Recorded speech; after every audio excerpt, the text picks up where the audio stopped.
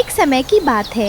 दूर जंगल में रानो नाम की एक चिड़िया रहती थी। रानो चिड़िया का उसी जंगल के पुराने बरगद के पेड़ पर एक छोटा सा घोंसला था।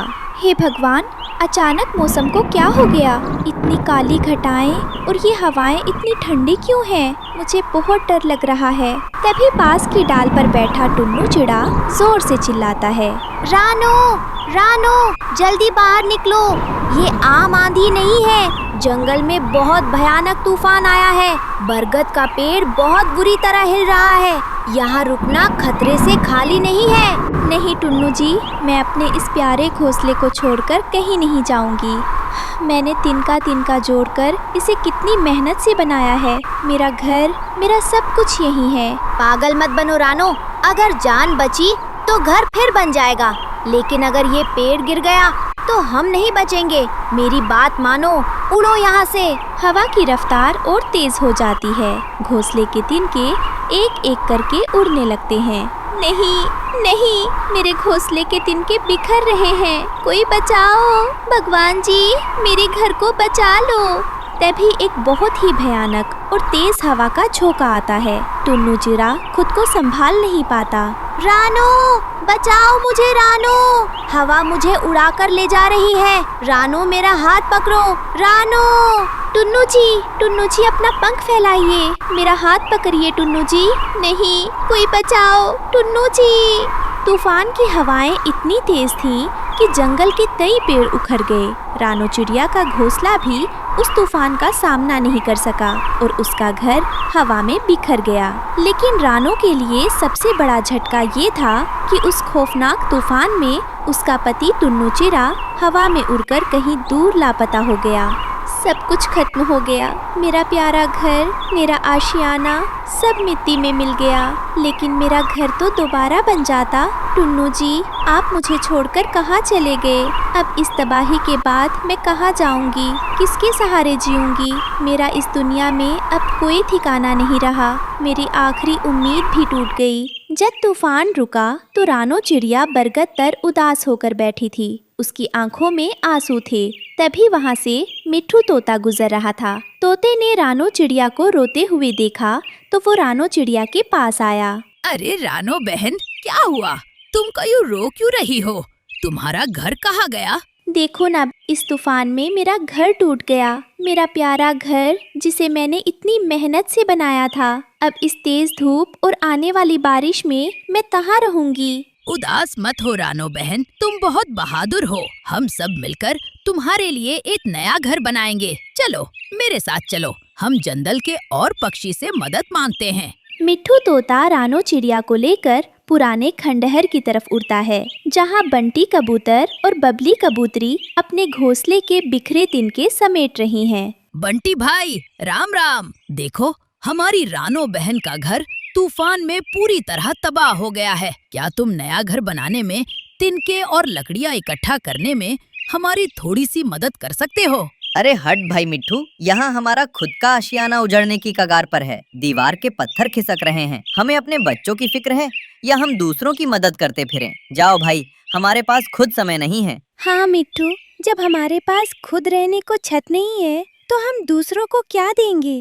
रानो तो खुद बहुत अक्लमंद बनती थी। अब खुद ही अपना इंतजाम करे। निराश होकर मिट्ठू और रानो फूलों की घाटी में बुलबुल चिड़िया के घर पहुंचते हैं। बुलबुल अपने टूटे हुए घोंसले को धागों और जालों से सिलने की कोशिश कर रही है। बुलबुल बहन, क्या तुम? अरे रानो, अरे मिट्ठू, देखो देखो मैं कितनी बिजी हूँ। तूफान ने मेरे घर की छत फाड़ दी है। मुझे आज शाम तक इसे हर हाल में ठीक करना है, वरना मेरे अंडे खराब हो जाएंगे। मेरे पास 1 सेकंड का भी टाइम नहीं है। तुम लोग कहीं और देखो। पर बुलबुल बहन, मुश्किल में ही तो एक दूसरे की। मैंने कहा ना, मैं बिजी हूँ। अपनी मुसीबतें खुद झेलो। देखा रानो बहन, हिम्मत हारने से काम नहीं चलेगा। भुल्ला दादा की पंचायत में चलते हैं, अब वही कोई मदद कर सकते हैं। रानो चिड़िया ने अपने आंसू पोंछे और तोते के साथ जंगल के और पक्षी के पास पहुंची। सभी पक्षी एक पीपल के पेड़ के नीचे इकट्ठा हुए थे। आओ रानो, क्या बात है? आज रानो इतनी खामोश क्यों है? दादा, कल रात के तूफान में रानो बहन का घर टूट गया और अब वो बेघर हो गई है। हमें रानो बहन के लिए एक घर बनाना चाहिए जो तूफान में टूटे नहीं। चील दादा ने कुछ सोचते हुए गहरी सांस ली। रानू, तुमने हमेशा अपनी आवाज से इस जंगल को खुशियां दी हैं। आज हम सभी को तुम्हारी मदद करना चाहिए, लेकिन इन तिनकों का घर फिर से तूफान में टूट सकता है। जंगल के उत्तर में एक पहाड़ी है जिसे नीले पत्थर की पहाड़ी कहते हैं। उस पहाड़ी के अंदर एक गुफा है जहां हीरे और मोती मिलते हैं। अगर तुम उससे घर बनाओगी तो वो तूफान से टूटेगा नहीं। अगर तुम वहां पहुंच सको तो तुम्हें अपने सपनों का घर बनाने अच्छा उपाय मिल सकता है। लेकिन रानू, वह रास्ता बहुत कठिन और खतरों से भरा है। हीरे का घर। दादा, क्या सच में ऐसा कोई घर बन सकता है? मैं उस रास्ते पर जाने के लिए तैयार हूँ। मुझे बस अपने रहने के लिए एक मजबूत घर बनाना है।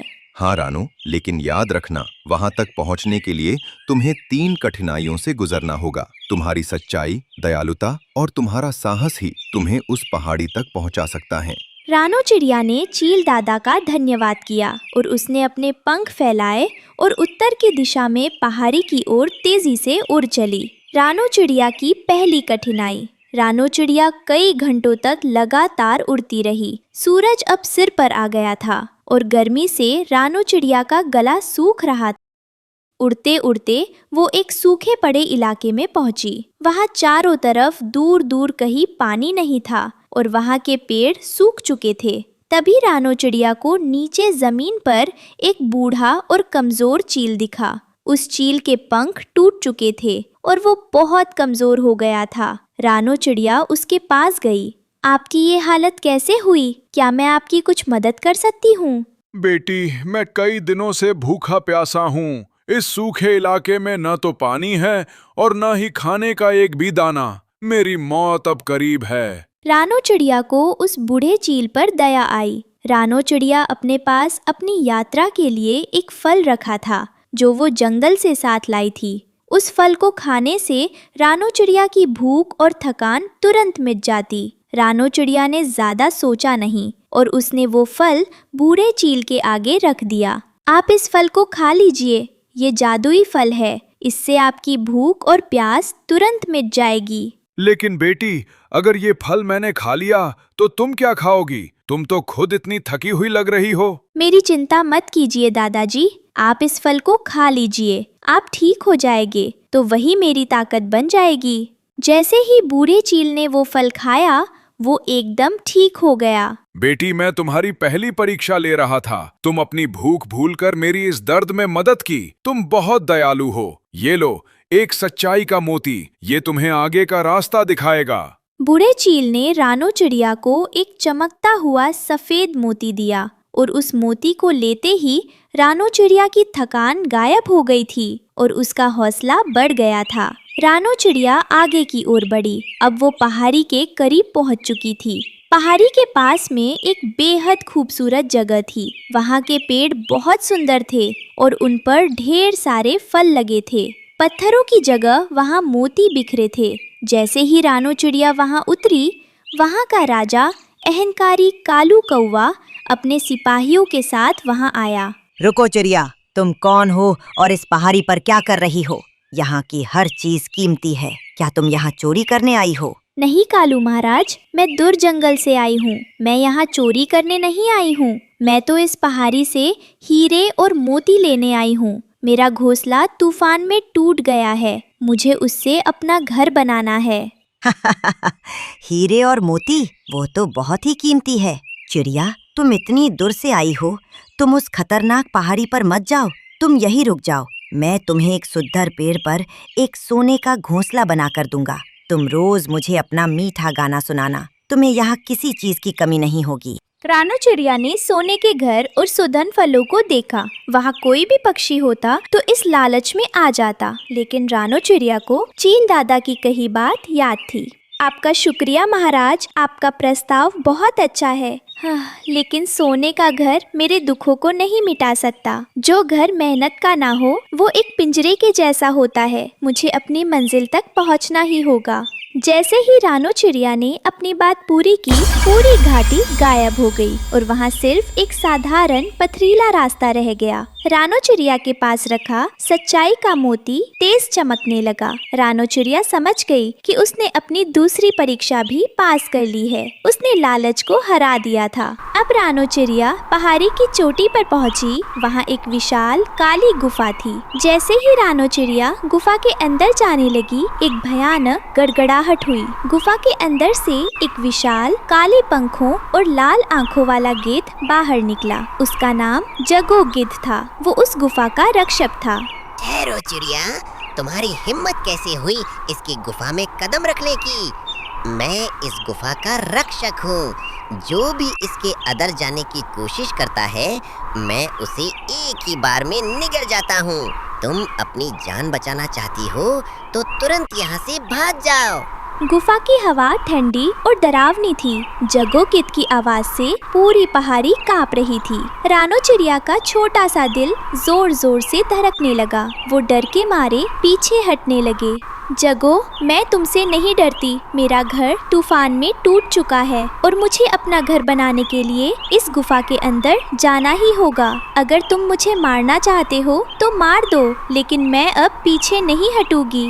रानो चिड़िया ने अपनी आंखें बंद कर ली और मौत का इंतजार करने लगी। लेकिन कुछ पल बीत जाने के बाद भी जब कुछ नहीं हुआ तो उसने अपनी आंखें खोली। सामने कोई गिद्ध नहीं था। वहाँ केवल एक सुंदर कांच का दरवाजा था जो गुफा के अंदर खुलता था। जगो गिद्ध दरअसल रानो चिड़िया के अंदर का डर और भ्रम था। जैसे ही रानो चिड़िया ने साहस दिखाया, उसका वो भ्रम टूट गया। रानो चिड़िया ने अपनी तीसरी और अंतिम परीक्षा भी पास कर ली थी। जैसे ही वो गुफा के अंदर गई, उसकी आंखें चौंक गईं। गुफा हीरों और मोती से भरा हुआ था। हीरे इस तरह चमक रहे थे जैसे कई सूरज की किरणें एक साथ चमक रही हों। रानो चिड़िया गुफा से ढेर सारे हीरे लेकर अपने जंगल लौट आई। उसने मिठू तोता के मदद से दिन रात एक करके हीरे का एक बेहद खूबसूरत घोंसला तैयार कर लिया। तभी वहाँ चील दादा आते हैं। रानो, तुमने अपनी दयालुता और साहस से साबित कर दिया है कि तुम इस हीरे के घर की असली हकदार हो। ये घर कभी किसी तूफान से नहीं टूटेगा, न ही कोई इसे नुकसान पहुंचा सकेगा। रानो चिड़िया की आंखों में खुशी के आंसू आ गए। उसने हीरों के उस घोंसले को देखा और जंगल के सभी पक्षी का धन्यवाद किया और खुशी खुशी उस घर में रहने लगी। इस कहानी से हमें ये सीख मिलती है कि रानो चिड़िया की तरह हमें हमेशा मेहनती और साहसी होना चाहिए और दूसरों की मदद करते रहना चाहिए। बहनों और भाइयों, अगर आपको ये कहानी पसंद आई हो तो वीडियो को लाइक और चैनल को सब्सक्राइब करना ना भूलें। Thank you for watching.